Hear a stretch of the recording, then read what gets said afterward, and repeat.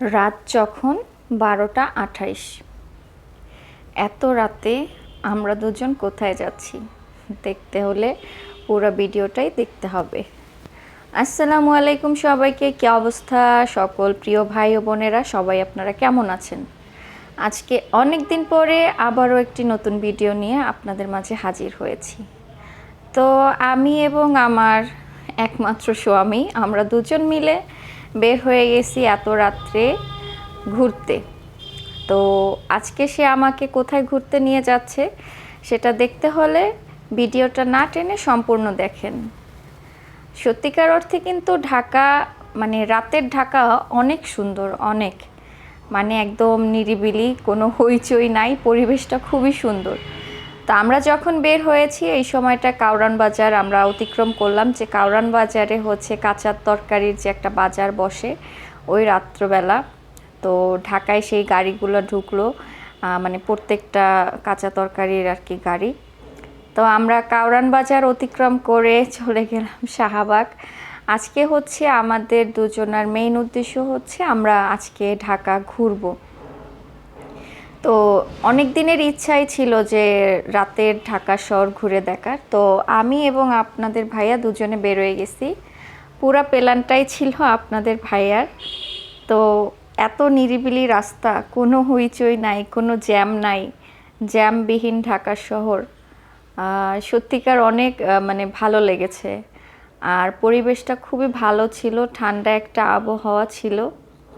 তো এই রাস্তাটা থেকে যখন আমরা দুজন যাচ্ছিলাম খুবই ভালো লেগেছে। আপনাদের ভাইয়া দেখেন কত স্লোলি গাড়ি চালাচ্ছিল, কারণ আমরা আসলে মূলত বের হয়েছি ঘোরার জন্য, ঢাকা শহরটা ঘুরে দেখার জন্য, তাই আমাদের কোনো তাড়াহুড়া ছিল না। তো আমরা এখন বর্তমানে ঈদগার কাছাকাছি চলে গেছি। এরপরে আমাদের আরও একটু প্ল্যান আছে। প্ল্যান হচ্ছে আজকে মূলত আমরা যাচ্ছি, ঠিক আছে বলেই দেই আর দেরি না করে, আমরা এখন এই মুহূর্তে বের হয়েছি পুরান ঢাকার উদ্দেশ্যে। যে আমরা হচ্ছে পুরান ঢাকার উদ্দেশ্যে বের হয়ে গেছি। যে মূলত হচ্ছে ঢাকা শহরে সবসময় কম বেশি লোকজন থাকে, কিন্তু পুরান ঢাকার মজাটাই হচ্ছে রাতের বেলা। মানে রাতের বেলা হচ্ছে পুরান ঢাকায় হচ্ছে সব বেচা কিনা সব কিছু হচ্ছে রাতে। তো রাতে হচ্ছে পুরান ঢাকাটা খুব জমজমাট থাকে। এই জন্য আমরা দুজনে আসলে পুরান ঢাকায় যাওয়ার জন্য বের হয়েছি। পুরান ঢাকা একটু ঘুরে দেখব, আর হচ্ছে ওইখানের যে বিখ্যাত খাবারগুলো আছে সেগুলো একটু খাওয়ার চেষ্টা করব। তারপরে আবার ওইখান থেকেও অন্য কোথাও যাওয়ার প্ল্যান ছিল, কিন্তু আমরা যখন পুরান ঢাকায় পৌঁছাই তখন প্রায় হচ্ছে রাত 2টা বাজে। এর আগে আমরা একটু এদিক সেদিক ঘুরে দেখেছি, যেমন হচ্ছে আগারগাঁ তালতলার ওইখান থেকে যে একটা ইয়ে আছে ফুলের যে একটা আড়ত, ওই ফুলের আড়ত দেখলাম ঘুরে।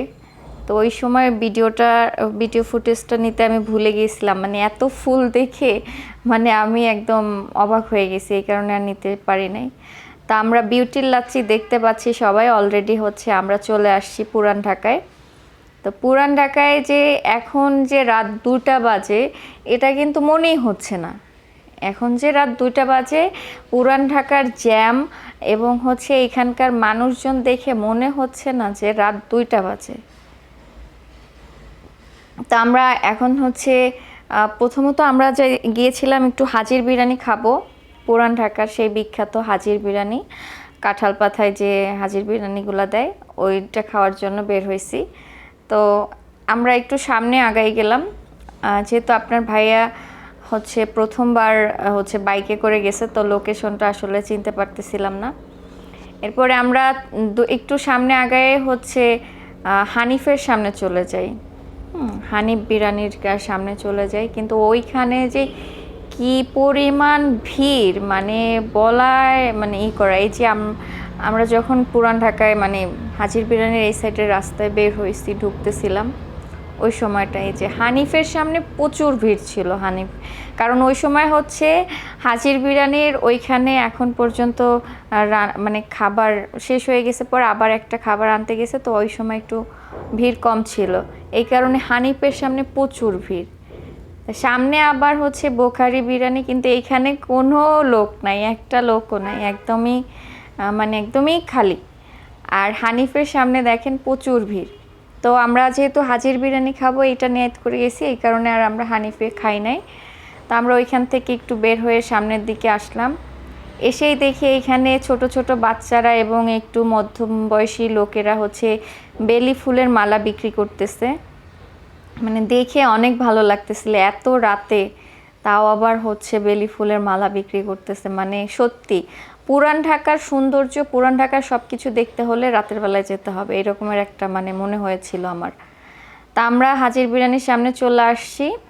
এইটা হচ্ছে সেই হাজির বিরিয়ানির মানে প্রথম শাখা।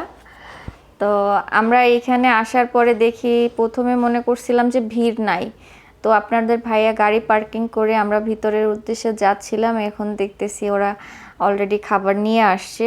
এই যে বড় একটা ড্যাকে করে হচ্ছে বিরিয়ানি নিয়ে আসছে। আর এইখানে হচ্ছে কাঁঠাল পাতায় হচ্ছে পার্সেল দেয়, কিন্তু ওইখানে কাঁঠাল পাতায় খাওয়ার সুযোগ নাই, ওইখানে বসে খেতে হইলে আপনার হচ্ছে প্লেটে করেই খেতে হবে। তো আমরা তো গিয়ে বসার মতো স্পেস পাচ্ছিলাম না, কারণ ওই সময় প্রচুর ভিড় ছিল। যখন রাত 2টা তখনও এত ভিড়, মানে এত ভিড় ছিল। তো অবশেষে আমি এবং আপনার ভাইয়া একটা বসার স্পেস পেয়েছি। আমাদের সাথে আরও 2টা ভাই ছিল, মানে অপরিচিত, কিন্তু ওদের কারণে আমরা আর কি এই টেবিলটায় বসতে পারছি। এই 2টা ভাইয়া, ওদের সাথে পরিচিত হয়ে ভালো লেগেছে। তা আমরা হচ্ছে এই টেবিলে বসে পড়েছি স্পেস পেয়ে, তারপরে হচ্ছে আমরা খাবারের জন্য অপেক্ষা করতেছি।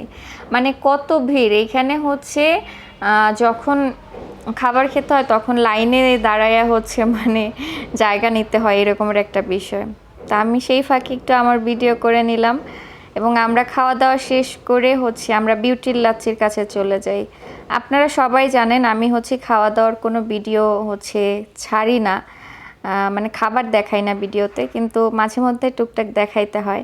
তো এই কারণে বিউটির লাচ্ছির ভিডিওটা আমি ফুল দিয়েছি। আমরা এখন গেলাম বিউটির লাচ্ছি খেতে।